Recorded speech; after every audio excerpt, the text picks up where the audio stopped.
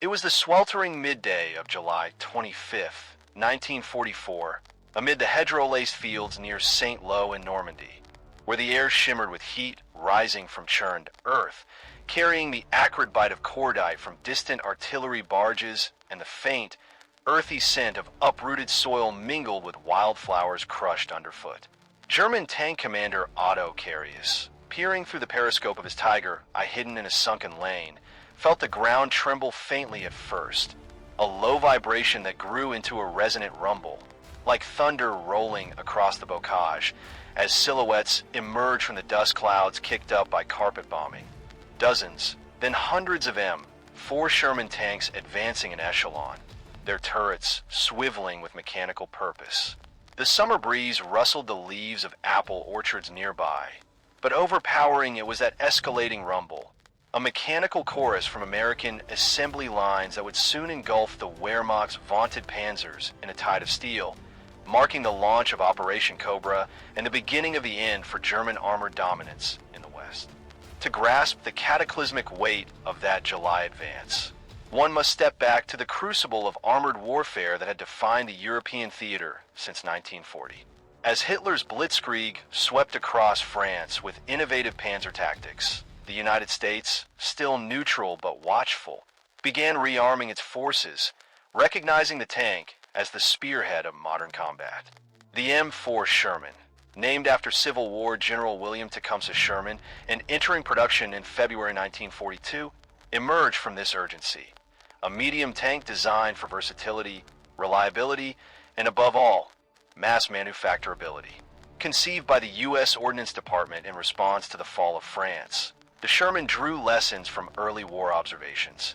It needed to be transportable by ship, maintainable in the field, and producible in quantities that could flood battlefields. American factories, from Detroit's Chrysler plants to Pacific Car and Foundry in Washington, retooled from automobiles to armor, embodying the arsenal of democracy ethos proclaimed by President Franklin D. Roosevelt in his 1940 fireside chats. By contrast, German tank development under Albert Speer emphasized qualitative superiority, with heavy hitters like the Panther and Tiger prioritizing thick armor and powerful guns, but at the cost of complexity and scarcity. This disparity set the stage for a war of production.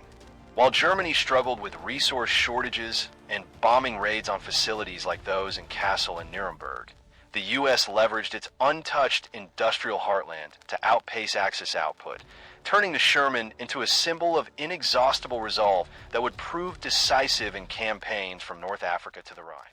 German engineers and tank crews, steeped in the mythology of Teutonic engineering prowess, initially regarded the Sherman with derisive contempt, expecting it to crumble like the inferior British and French designs they had demolished in 1940.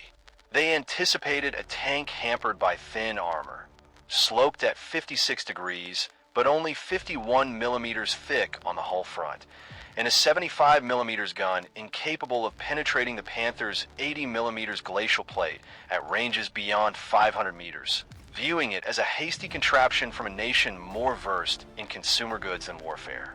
Captured Shermans in Tunisia in February 1943, during the Kasserine Pass battles, were dissected by German technicians who mocked its riveted construction and gasoline engine, prone to fires, earning it nicknames like Ronson after the lighter that lights first time, every time, or Tommy Cooker among British crews. Sentiments echoed in Wehrmacht reports. Field Marshal Erwin Rommel, fresh from Africa, dismissed early encounters in his dispatches, noting the Sherman's mechanical reliability but scoffing at its combat inferiority, expecting German Panthers and Tigers to dispatch them in lopsided ratios, as seen in initial clashes where a single Tiger could claim multiple kills before retreating for repairs. Yet, the reality that materialized in Normandy and beyond inverted these assumptions. As American forces landed on D-Day with 1,500 Shermans in the initial waves, German defenders at Omaha and Gold Beaches were horrified by the sheer volume. Tanks swarming ashore despite losses to mines and 88 millimeters guns, their crews adapting with field modifications like sandbag armor and hedge cutters, rhino horns welded from scrap to breach the bocage, What the Germans encountered was not isolated vulnerability, but an overwhelming multiplicity. For every Sherman brewed up in flames, 5 more advanced. Their 75mm high explosive shells pulverizing infantry positions, while upgraded Firefly variants with British 17-pounder guns sniped Panthers from 1,000 yards. Carius, in his memoir Tigers in the Mud, later admitted the shock. "We were always outnumbered. The Americans could afford to lose 3 or 4 tanks for each of ours." This contrast bred a creeping dread. The expected easy prey transformed into an inexorable horde, as seen in the St. Sever tank duel, where a lone Sherman outmaneuvered a Panther through crew ingenuity and supporting fire. The evidentiary foundation of this armored saga rests on production tallies, battle logs, and post-war assessments that illuminate the Sherman's quantitative lethality. From 1942 to 1945, American factories produced 49,234 M4 Shermans across variants, including 17,184 with the original 75mm M3 gun, 10,883 with the high-velocity 76mm M1, and specialized models like the M4 A3E2 Jumbo with 102mm armor for assault roles. This output dwarfed German efforts. Only 1,347 Tiger Is and IIs, 5,976 Panthers, and 492 King Tigers rolled from assembly lines plagued by shortages, aluminum for engines, tungsten for shells, and Allied bombings that reduced monthly Panther production from a peak of 379 in July 1944 to 104 by December. In North Africa, during the Tunisia campaign from November 1942 to May 1943, 312 Shermans arrived with the U.S. 1st Armored Division, facing off against 200 German tanks, despite early losses at Kasserine, where 183 U.S. tanks were destroyed. Replacements flooded in, enabling the encirclement of 250,000 Axis troops. German evaluations of captured Shermans, as documented in a 1943 Wehrmacht report, praised its Ford GAA V8 engine's 500 horsepower reliability, achieving 97% operational readiness versus the Tiger's 60%, but derided its armor, penetrable by the KWK, 36 88mm at 2,000 meters. Yet, in Sicily's Operation Husky in July 1943, 600 Shermans supported the invasion, overwhelming 260 Axis tanks through sheer numbers and combined arms, with U.S. losses at 132 tanks, but rapid replenishment from stateside shipments. Heinz Guderian, the Panzer pioneer, reflected in his 1944 inspections. "The American tanks are not equal to ours, but they come in such quantities that quality becomes secondary." This pattern intensified in Normandy. By August 1944, during the Falaise pocket closure, 3,000 Allied Shermans encircled 100,000 Germans, destroying 500 enemy tanks for 209 losses, the rumble of replacement convoys ensuring no respite. That pervasive rumble of Sherman engines emerged as the recurring auditory emblem of American abundance, a resonant growl born from the Democratic forges where Union workers in Michigan and California assembled tanks at a rate of 1 every 30 minutes, symbolizing a society's unfettered capacity to mobilize resources without the chains of totalitarian coercion. The transformation in German perception was inexorable, shifting from haughty dismissal to a grim acknowledgement of industrial inevitability that undermined the Nazi cult of superiority. Early in the war, engineers at firms like Porsche and Henschel reveled in designs like the Tiger's interleaved road wheels for superior traction. But by 1943, as Shermans poured into Italy during the Salerno landings, 900 tanks supporting 170,000 troops, the Wehrmacht began repurposing captured M4s, designating them Panzerkampfwagen M4-748A, with 10 documented in service by 1944. Their reliability prized for recovery operations amid Panther breakdowns, averaging every 150 kilometers. This pragmatic adoption betrayed ideological cracks. Rommel, in a June 1944 conference with Hitler, conceded that the enemy's tank production is 3 times ours, urging a focus on anti-tank weapons, a plea ignored amid wonder weapon delusions. By the Battle of Arracourt in September 1944, where 200 U.S. Shermans from the 4th Armored Division ambushed 262 Panthers of the 5th Panzer Army, destroying 86 for 25 losses through flanking maneuvers and air support. German tankers like those in the 113th Panzer Brigade reported morale plummeting. Their vaunted machines mired in mud, while American replacements arrived overnight. Post-war interrogations captured the shift. General Fritz Bayerlein of Panzerlehr Division, overrun in Cobra, stated, "We ran out of ammunition before the Americans ran out of tanks." His words reflecting an ideological fracture where Aryan efficiency yielded to capitalist scale. This realization permeated the ranks, fostering defections and sabotage. By the Ardennes Offensive in December 1944, the Battle of the Bulge, German forces fielded 1,800 tanks against 2,400 Allied, but fuel shortages left many immobilized, while U.S. Shermans, upgraded with wet ammunition storage to reduce fires, counterattacked en masse, destroying 800 enemy vehicles and maneuvers that echoed the rumble of endless production. The transformation manifested in desperate innovations like the Panther's sloped armor, but too late and too few, as American democracy's abundance, harnessing immigrant engineers and female riveters, proved the true wonder weapon. Delving further into the Sherman's evolution reveals strata of adaptive genius that amplified its deadly proliferation.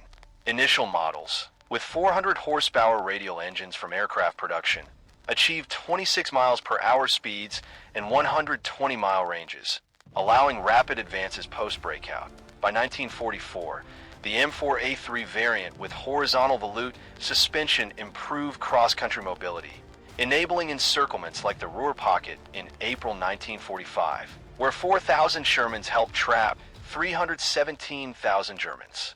German countermeasures, such as the PaK 40-75mm anti-tank gun, claimed thousands. U.S. losses totaled 4,837 Shermans in Europe, but replacements exceeded 10,000 annually, with logistics chains delivering parts via Liberty ships, 2,710 built during the war.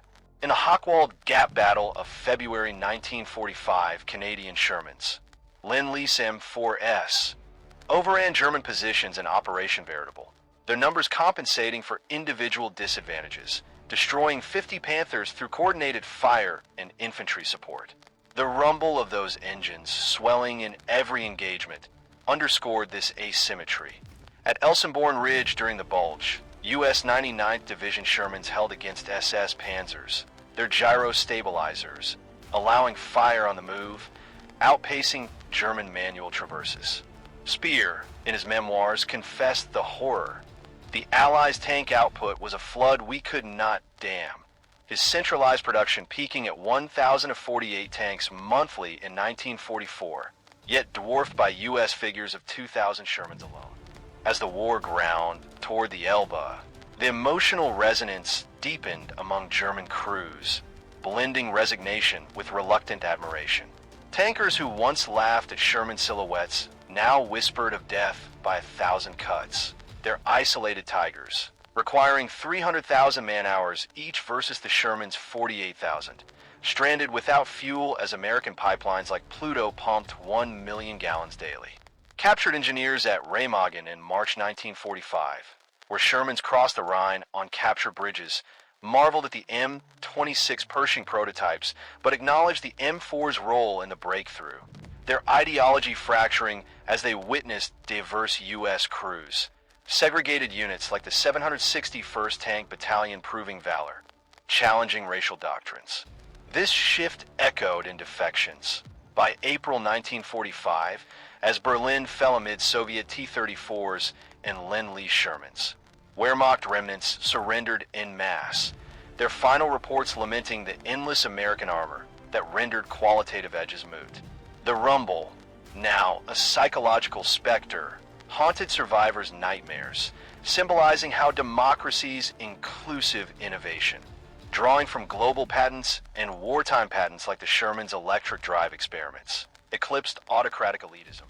The rumble persisted through the Rhine crossings and into the heartland, its cadence marking triumphs like the Aachen encirclement in October 1944, where 600 Shermans from the 3rd Armored Division reduced the city despite 300 German tanks.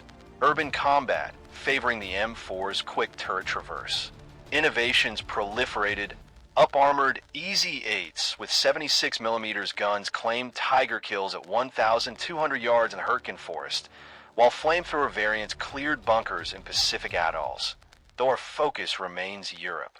German General Hermann Bulch, in post-war debriefs, encapsulated the awe. We could destroy 5 Shermans for 1 Panther, but they always had the 6th. Total U.S. tank losses in Europe reached 7,000, but production ensured superiority, with 20,000 Shermans deployed by V-Day. This ideological alchemy peaked in the war's twilight, as the rumble heralded liberation. German officers like those in the Ruhr pocket confronting the paradox that a free society's abundance, unleashed by Lend-Lease to allies, producing 7,056 Shermans for Britain and 4,063 for the USSR, vanquished their regimented might. Post-war, many repatriated tankers influenced West Germany's Bundeswehr, adopting NATO doctrines that echoed American mass tactics, their transformed views seeding anti-militarism. In the serene aftermath, as the rumble of those engines faded over scarred fields and the dust of battle settled, a profound truth ascended like mist from the dawn. That mechanical growl, wrought in the crucibles of liberty, embodied not mere metallic force, but the inexhaustible abundance of democracy, where diverse hands, guided by freedom, forged multitudes that overwhelmed singularity. It murmured that empires of exclusion dissolved before the resonant surge of inclusive creation, a lesson etched in the tracks of 1944, affirming that the inventive soul of a free people, once mobilized, proves deadly in its endurance, illuminating paths to lasting peace.